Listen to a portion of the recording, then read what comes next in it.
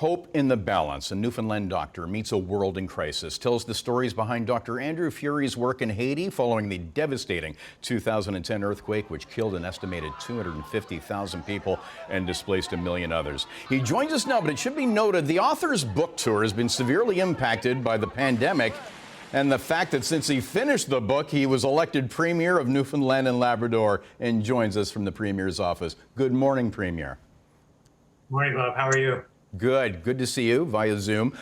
Let's talk about, we have two islands to talk about this morning. We'll get to Haiti, but let's talk about the rock inside the Atlantic bubble. What's the most pressing things for you right now? You're in a budget crisis, aren't you? Yeah, Newfoundland and Labrador is facing a significant fiscal crisis. I mean, we were before the pandemic, and now it's been accelerated by, of course, the collapse in world oil markets and accelerated, of course, by the global pandemic. So we have a global economic crisis and a global health crisis that's accelerated our own economic and fiscal crisis here in Newfoundland and Labrador. Let's rewind to your old job. You were an orthopedic surgeon, sitting at home, watching the TV images, as we all were. But this hit you hard, very hard. It did indeed. I mean, it changed me. I mean, I say all the time, my mom kills me to give credit to the medium of TV for inspiring me to act, but in this case, it really did. I saw the pictures of the frank devastation, the downed infrastructure, the humanity, the loss of life, and abandoned homes from the people in Port-au-Prince, and it really inspired me and compelled me to act. And it was a moment that changed my life and hopefully changed many more. You really had no idea about Haiti, did you?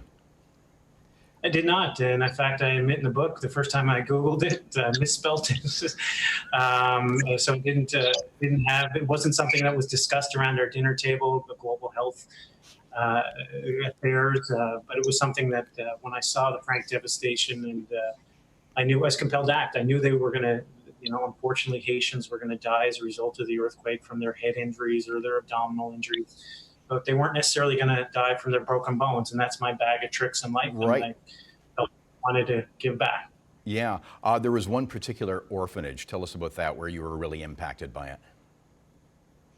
Yeah, there was one orphanage in particular that it really struck a chord with me. I felt like I was following in my dad's footsteps, my father's footsteps, and his journey throughout life. And my father grew up in Mount Cashel in the orphanage here in St. John's, and I visited an orphanage, and there were several orphans that would have been the same age as he was when he was put into a dormitory without his parents and strangers looking after him at the same time. And it really struck me. I had visited a school that day as well, and he was a teacher as well, and then visited the Haitian Parliament that day as well. And so he's a parliamentarian now. So but the orphanage itself really took the wind out of my sails. I felt like I had to take a knee, and because I realized that the orphans in Haiti weren't going to be afforded the same opportunities that my dad in an orphanage here in Canada was afforded. Right, even though Mount Cashel had that difficult history. It did, it was a terrible moment in Newfoundland and Labrador's history, but in a strange way, in the shadows of one terror, it saved my dad's life in another, in a bizarre circumstance. Yeah. In your work that followed, there was some unexpected criticism, the so-called voluntourism, where doctors show up for a week and trying to change the world. But you actually bring up a great quote in the book. Yeah, I mean, we actually did not want to, when we set out to do this, we never wanted that to be what we were all about. And so we were very cognizant from the early stages that was not what we were going to be. We committed to going back. We continued to go back, and we built throughout Canada teams that could do medical handoffs of patient and education opportunities. So we really branched out to not just be about a 1 week trip, right, but building on from 1 week to another. And to change somebody's world, and not just the world, but that brought you to help create Team Broken Earth. We'll put more on that at chh.com. Thank you for sharing your book, Hope in the Balance, with us, Premier Andrew Furey.